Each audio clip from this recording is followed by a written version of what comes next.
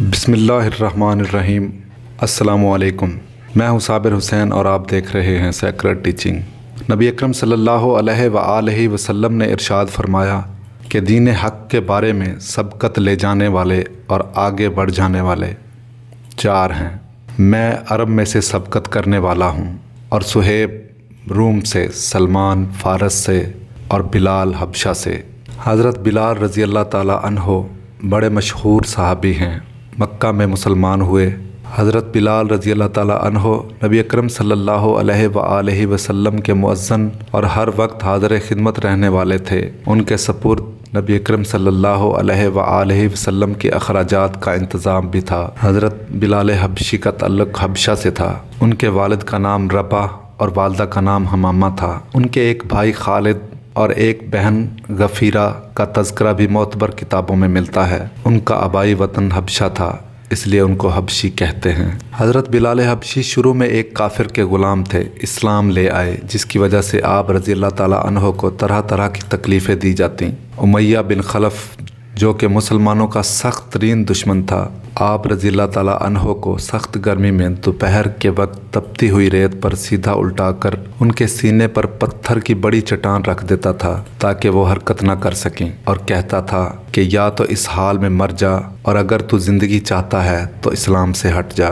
مگر آپ رضی اللہ تعالیٰ عنہ اس حالت میں بھی احد احد کہتے تھے، یعنی معبود ایک ہی ہے۔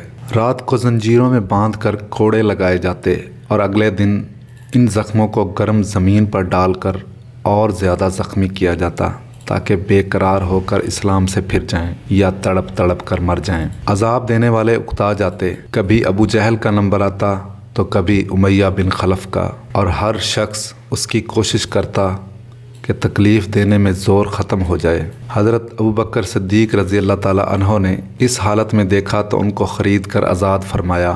چونکہ عرب کے بت پرست اپنے بتوں کو بھی معبود کہتے تھے، اس لیے ان کے مقابلے میں اسلام کی تعلیم توحید کی تھی، جس کی وجہ سے حضرت بلال رضی اللہ تعالیٰ عنہ کی زبان پر ایک ہی ورد تھا، یہ تعلق اور عشق کی بات ہے۔ یہی وجہ ہے کہ حضرت بلال رضی اللہ تعالیٰ عنہ کو ہر طرح سے ستایا جاتا تھا، سخت سے سخت تکلیفیں پہنچائی جاتی تھیں۔ مکہ کے لڑکوں کے حوالے کر دیا جاتا تھا کہ وہ ان کو گلی کوچوں میں چکر دیتے پھریں، اور حضرت بلال رضی اللہ تعالیٰ عنہ تھے کہ ایک ہی ایک کی رٹ لگاتے تھے۔ پھر حضور نبی اکرم صلی اللہ علیہ وآلہ وسلم کے دربار میں مؤذن بنے، اور سفر خضر میں ہمیشہ اذان کی خدمت ان کے سپرد ہوئی۔ نبی اکرم صلی اللہ علیہ وآلہ وسلم نے جب مشرکین مکہ کو دین اسلام کی دعوت دی اور توحید خداوندی کی طرف بلایا تو مکہ والے آپ صلی اللہ علیہ وآلہ وسلم کے دشمن ہو گئے، اور طرح طرح سے آپ کو اور آپ کے ماننے والوں کو ستانے لگے۔ ناچار و مجبور ہو کر صحابہ حضرات رضی اللہ تعالیٰ عنہ اجمعین نے آپ کی اجازت سے مدینہ منورہ کو ہجرت شروع کر دی۔ حضرت برا رضی اللہ تعالیٰ عنہ نے فرمایا کہ نبی اکرم صلی اللہ علیہ وآلہ وسلم کے صحابیوں میں سے سب سے پہلے ہمارے پاس مدینہ منورہ مصعب بن عمیر رضی اللہ تعالیٰ عنہ اور ابن ام مکتوم رضی اللہ تعالیٰ عنہ پہنچے۔ وہ دونوں قرآن شریف پڑھایا کرتے تھے۔ کچھ دن کے بعد عمار رضی اللہ تعالیٰ عنہ اور بلال رضی اللہ تعالیٰ عنہ اور سعد رضی اللہ تعالیٰ عنہ آئے تھے۔ پھر ان کے بعد 20 صحابیوں میں شامل ہو کر عمر بن خطاب، فاروق اعظم رضی اللہ تعالیٰ عنہ آئے۔ پھر نبی اکرم صلی اللہ علیہ وآلہ وسلم تشریف لائے۔ مدینہ شریف کا نام پہلے یثرب تھا، اور اس میں وبا بہت رہتی تھی۔ جب نبی اکرم صلی اللہ علیہ وآلہ وسلم مدینہ شریف پہنچے تو حضرت ابوبکر صدیق رضی اللہ تعالیٰ عنہ اور حضرت بلال رضی اللہ تعالیٰ عنہ کو بخار آ گیا۔ حضرت عائشہ رضی اللہ تعالیٰ عنہ نے یہ ماجرا نبی اکرم صلی اللہ علیہ وآلہ وسلم سے عرض کیا تو آپ نے اللہ سے دعا کی کہ اے اللہ، جیسے ہم کو مکہ محبوب تھا ایسے ہی ہم کو مدینہ محبوب بنا دے، بلکہ اس سے بھی زیادہ ہم کو مدینہ کی محبت دے۔ اے اللہ، اس کی آب و ہوا صحت و تندرستی والی بنا دے۔ حضور اقدس صلی اللہ علیہ وآلہ وسلم نے ہجرت کے بعد صحابہ اکرام میں مواخات قائم فرما دی، یعنی دو آدمیوں کو آپس میں ایک دوسرے کا خصوصی غم گسار اور ہمدرد و خیرخواہ بنا دیا تھا۔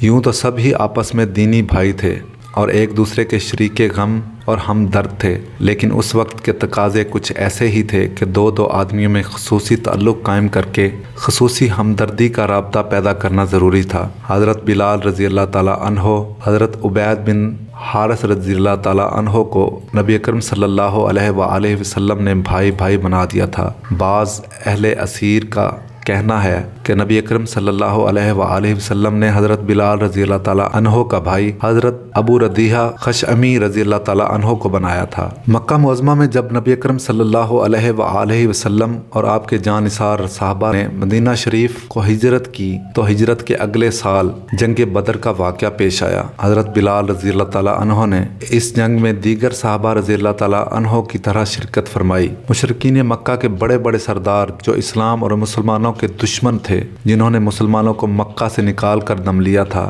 اور حضرت بلال رضی اللہ تعالیٰ عنہ اور دیگر صحابہ رضی اللہ تعالیٰ عنہم پر ظلم و ستم کے پہاڑ ڈھائے تھے، اس جنگ میں مارے گئے۔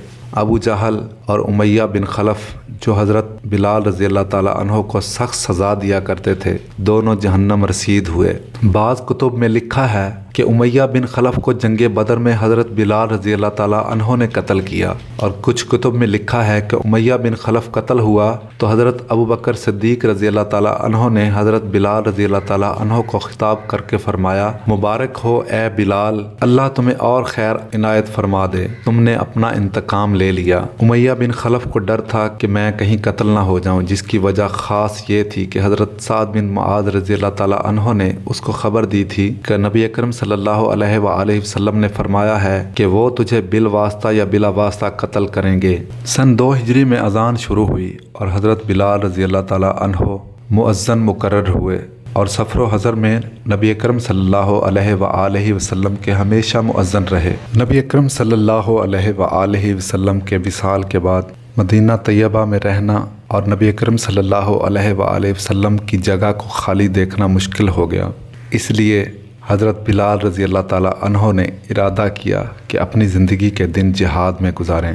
جہاد میں شرکت کی نیت سے چل دیے، ایک عرصہ تک مدینہ منورہ لوٹ کر نہیں آئے۔ ایک مرتبہ حضور صلی اللہ علیہ وآلہ وسلم کی خواب میں زیارت کی۔ نبی اکرم صلی اللہ علیہ وآلہ وسلم نے فرمایا، اے بلال، یہ کیا ظلم ہے، ہمارے پاس کبھی لوٹ کر نہیں آئے۔ آنکھ کھلنے پر مدینہ طیبہ حاضر ہوئے۔ حضرت حسن اور حضرت حسین رضی اللہ تعالیٰ عنہ نے اذان کی فرمائش کی۔ لاڈلوں کی فرمائش ایسی نہیں تھی کہ انکار کی گنجائش ہوتی۔ اذان کہنا شروع کی اور مدینہ میں نبی اکرم صلی اللہ علیہ وآلہ وسلم کے زمانے کی اذان کانوں میں پڑھ کر کوہرام مچ گیا۔ عورتیں بھی سوتی ہوئی گھر سے نکل پڑیں۔ چند روز قیام کے بعد واپس ہوئے اور 20 ہجری کے قریب دمشق میں وصال فرما گئے۔